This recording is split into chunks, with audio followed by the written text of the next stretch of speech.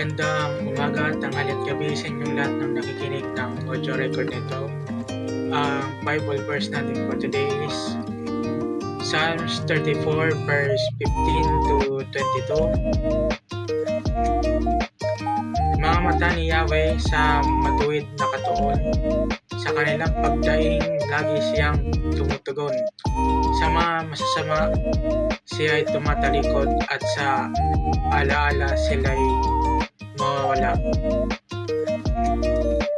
Agad dinirinig daing ng matuwid, nililigtas sila sa mga panganib. Tinutulungan niya mga nagdurusa at di binibigo ang walang pag-asa. Ang taong matuwid may suliranin man, sa tulong ni Yahweh agad maiibsan. Kukupin siya ng lubos-lubusan, kahit isang butoy hindi mababali. Ngunit ang masama ay kasamaan din, sa taglay na buhay ang siyang kikitil. Mga lingkod niya ay kanyang ililigtas. Sa nagpapasakop siya ang mag-iingat.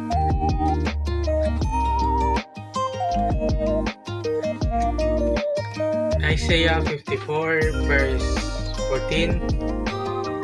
Patatatagin ka ng katuwiran, magiging ligtas ka sa mga mananakop at wala kang katatakutang anuman. Proverbs 28 verse 1. Tumatakbo ang masama kahit walang humahabol, ngunit panatag ang matuwid, ang katulad ay leon.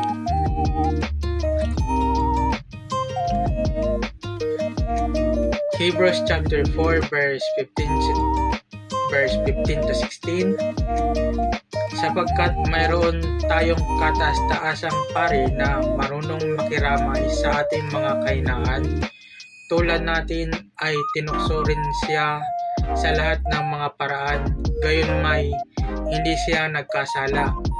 Kaya't lumapit tayo na may lakas ng loob sa trono ng biyaya, upang tumanggap tayo ng awa at makatagpo ng biyaya na makatutulong sa panahon ng ating pangangailangan.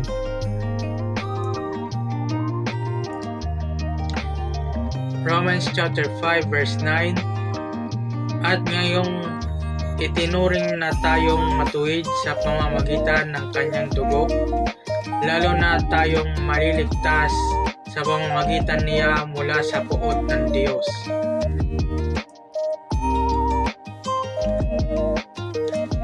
Romans chapter 14 verse 17.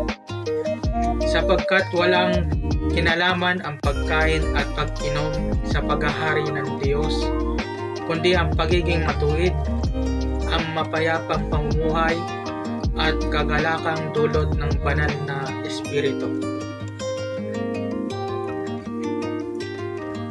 Psalms chapter 1 verse 1 to 3. Mapalad ang taong hindi namumuhay ayon sa payo ng masasama o sumusunod sa mali nilang halimbawa, at hindi nakikisama sa mga taong nangungutya, sa halip ay nagagalak siyang sumunod sa mga aral na mula sa Panginoon, at araw-gabi ito ay kanyang pinagbubulay-bulayan. Ang katulad niya ay isang punong kahoy na itinanim sa tabi ng sapa,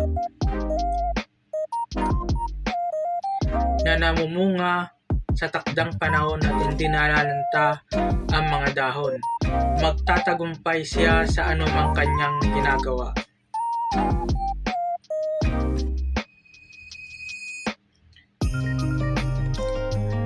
Revelation chapter 6 verse 12 to 14. Nabuksan ng kordero ang ika-6 na tatak. Tumingin ako at nagkaroon ng malakas na lindol. Naging itim ang araw na tulad ng damit panluksa, at naging parang dugo ang buwang kabilugan. At ang mga bituin sa langit ay nahulog sa lupa, tulad ng puno ng igos na naglalaglag ng bubot na bunga kapag niyuyog ng malakas na hangin. Nahawi ang langit na parang isang balumbon na ibinabalumbong mag-isa at naalis sa kinalalagyan ang bawat bundok at pulo. Revelation chapter 11 verse 13 to 15. Nang oras ding iyon ay lumindol ng malakas at nagiba ang ika-10 bahagi ng lungsod. 7,000 tao ang namatay sa lindol at ang iba namay natakot at nagbigay papuri sa Diyos ng kalangitan. Naganap na ang ikalawang malagim na pangyayari. Ang ikatlo'y malapit na maganap. Pagkatapos hinipan ng ikapitong anghel ang kanyang trompeta at sa langit ay narinig ang malalakas na tinig na nagsasabi, ang kaharian ng sanlibutan ay naging kaharian ng ating Panginoon at ng kanyang Kristo at maghahari siya magpakailanman.